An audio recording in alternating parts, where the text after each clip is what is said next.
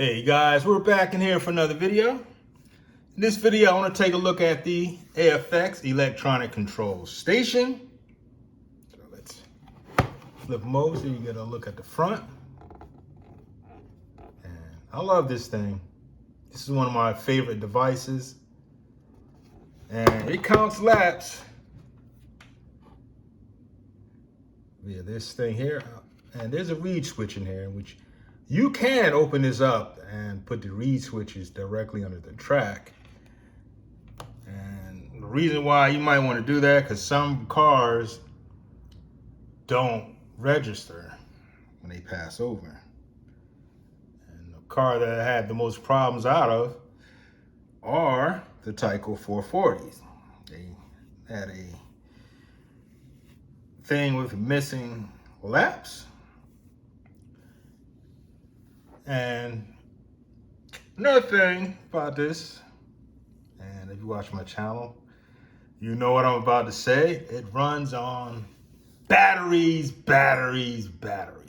And there's no reason for this, because the device could easily run off track power.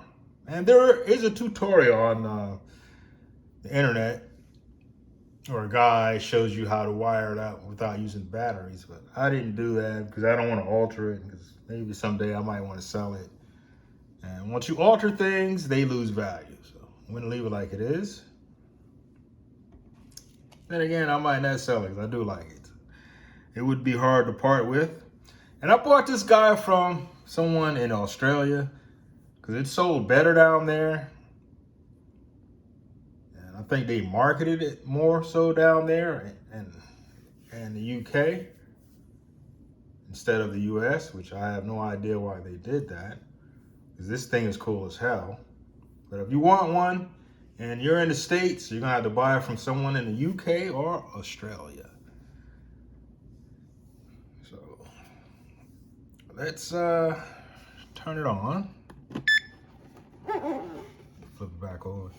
So it starts out standard with 5 laps, and you can increase it as you see with the buttons up and down. It goes up to 99 laps, or let's switch mode. You can do the time thing, and it goes up to 99 minutes. So you could either do 999 laps or 99 minutes. Depends on which your flavor. Now this is one of my favorite AFX devices, but my favorite is the data race. And I don't know why they strayed from the data race. They were on the right path. You had pit stops, you had your fuel. And that thing was awesome, but I don't get it. I have no idea what logic they were using to stray away from the data race, but they did. And the reason why I don't have it, because unlike this guy here, you can use it with Tyco, Lifelike, whatever. It's not married to the track, where the data race is married to the track itself, which is a terrible idea. So if you want to use that, you probably need adapters from Tommy to the old style track. Let me switch this back. And another good thing about this, it does the fastest lap. So it times laps too. So that's another thing. So that's why this thing is so beloved in the hobby. And there are apps you could use to count laps. And maybe they're better, maybe they're not.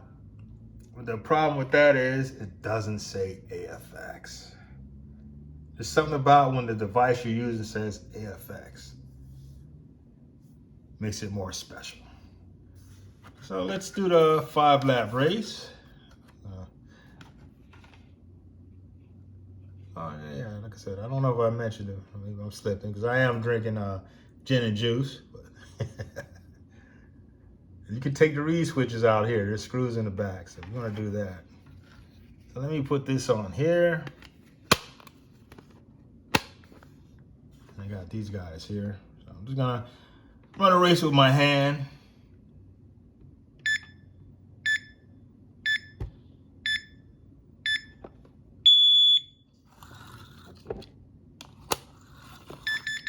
So that means that's the fastest lap.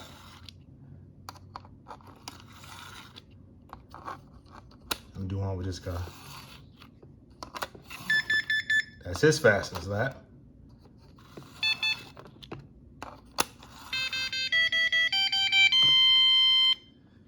So, race is over. Now let me get this guy go over there. Let's bring him up. This guy has 5 laps. And hit the up button, you can see the fastest lap.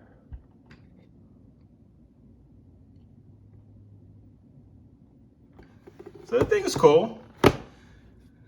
They strayed away from it. And you know the AFX explanation is gonna be money. It costs too much, blah, blah, blah. That's their answer for everything they don't wanna do. And as I mentioned several times before, I think that AFX and Auto World, maybe they should team up and create a product together. Just like Ford and Chevy created the 10-speed automatic transmission together. They could do the same thing. They could also advertise, like maybe doing a drag race, you know, share the expense for a commercial, AFX Auto World commercial. Stuff like that. You got to think outside the box sometimes. And some guys feel that kids don't like it because they're hooked on video games. I'm going to call BS on that. Because going to the Railroad Train Club, there's kids there, young kids, and they love it. And another thing I noticed, when kids see this stuff, they love it.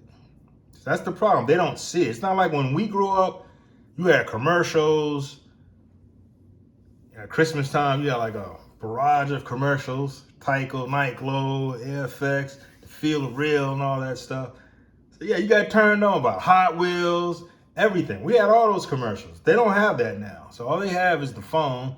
And the phones are designed to be addictive. That's why I don't agree with the kids being on the phone.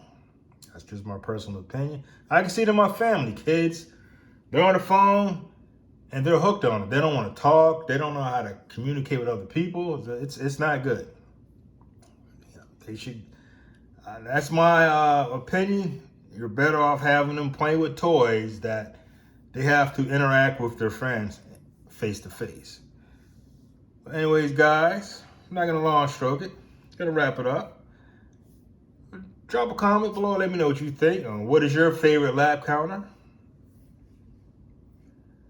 And if you like the fancy smancy stuff, which I'm not interested in that, and I'm not gonna pay a couple $100 for a lap counter just for playing around. If I had a track, like a rider track or something, I would spend the money for the fancy smancy stuff. But just playing around like I'm doing, I'm not gonna do that. It's not worth it. So do me a favor, fellas. Smash that like button and subscribe if you haven't subscribed. And I will see you guys in the next video.